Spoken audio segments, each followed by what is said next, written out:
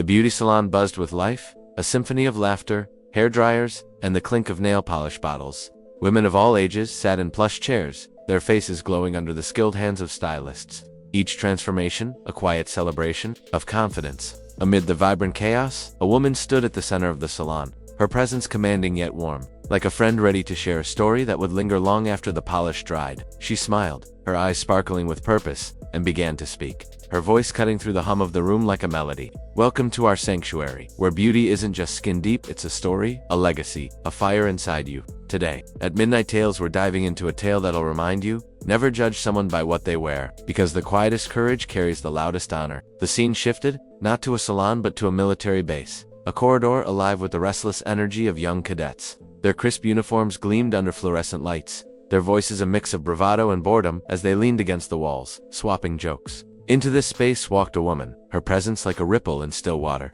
Her green flight jacket, faded and fraying, hung loosely on her frame, unzipped just enough to draw eyes. Her boots echoed against the polished floor, each step deliberate, drowning out the murmurs that followed her. In her hands, 2 brown paper bags crinkled softly, unremarkable except for the way she gripped them steady, unshaken. The cadets noticed her immediately, their smirks spreading like wildfire. One, barely older than a boy, nudged his buddy, his voice loud enough to carry. "What's this? Halloween?" Who let the pin-up fantasy into the commissary? Laughter erupted, sharp and careless, like a pack of hyenas circling prey. Another cadet chimed in, not bothering to lower his voice. "Bet she's just some officer's entertainment, strutting in here like she owns the place." She said nothing, not a glance, not a flinch. Her face remained calm, unreadable, as if the jeers were nothing more than background noise. She moved, past the line of cadets, her stride unbroken, but the deeper she walked, the bolder the taunts grew. "Look at that jacket," one muttered, his tone dripping with scorn. Wearing it like she earned it. The jacket was clearly too big for her,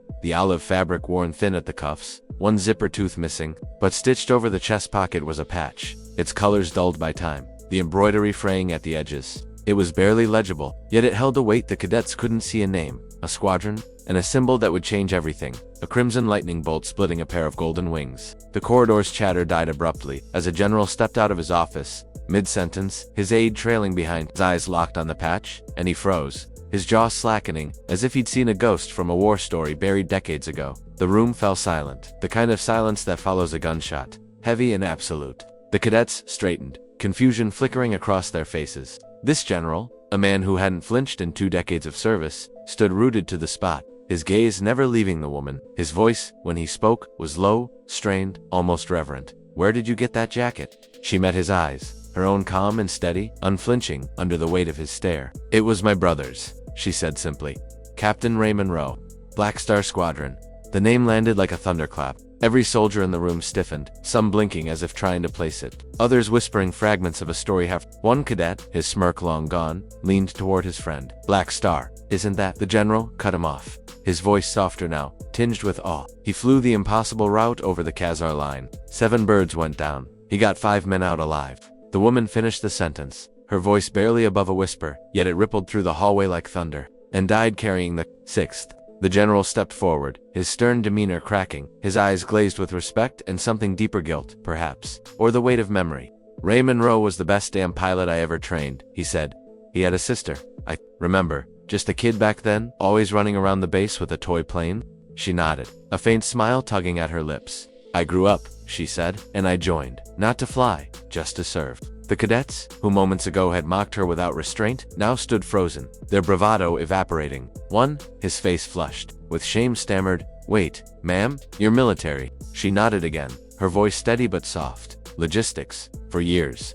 Injured during a supply run in Kandahar, medical discharge." She raised her arm slightly, revealing a subtle scar. Along her shoulder, a thin line that told a story louder than any uniform could. "I wear the jacket to remind me why I started, why we all start." The general turned slowly, his gaze sweeping over the cadets behind him. His voice, when he spoke, was low and deliberate, each word a hammer striking steel. "Every year, I watch. You swagger in here, thinking you're warriors because you can shout and run drills. You don't even know the history stitched into the fabric of that jacket you mocked. A legacy." He looked back at the woman, his eyes softening, and raised his hand in a crisp, practiced salute. "I should be saluting you." She looked stunned, her composure faltering for the first time, but she returned the salute, her movements precise despite the paper bags still in her grip.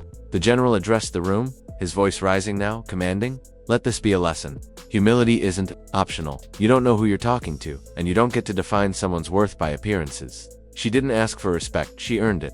One by one, the cadets began to shift, their postures changing. The first, the one who'd called her a pinup, stepped forward, his face pale.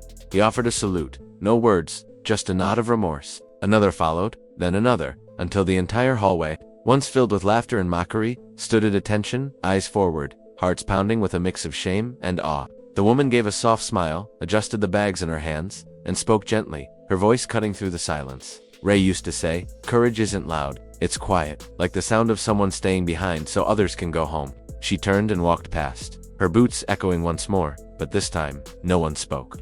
The same men who had snickered now moved aside, parting like a tide for a ship.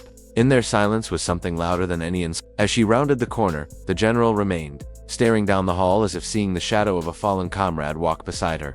The cadets stayed silent, their eyes fixed on the empty corridor, each grappling with the weight of their The woman's story, her brother's legacy, and her own quiet courage had transformed the space, leaving behind a lesson that would outlast the shine of their uniforms.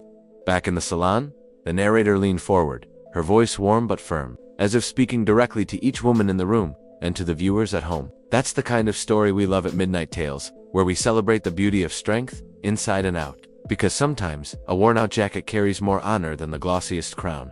So, tell me, where are you watching from? Drop it in the comments below, and if this story touched your heart, hit that subscribe button for Midnight Tales, give us a like, and type karma in the comments to spread the love. Let's keep sharing stories that remind us true beauty is courage, quiet and unshakable. The salon came back into focus, alive with energy. A woman in a chair smiled as her stylist finished a sleek updo. Another laughed as her nails were painted a bold red. The narrator walked through the scene, her voice fading into the background as the camera lingered on the women, each radiant in their own way, their stories unspoken but shining through.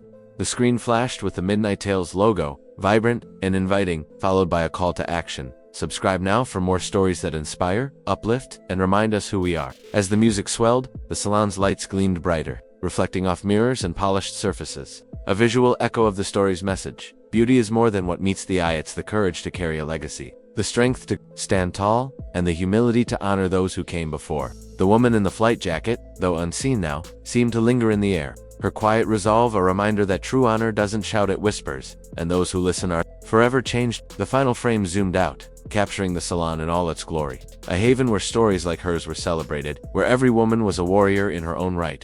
The Midnight Tales logo pulsed once more, and the screen faded to black, leaving behind a spark of inspiration and a promise of more tales to come.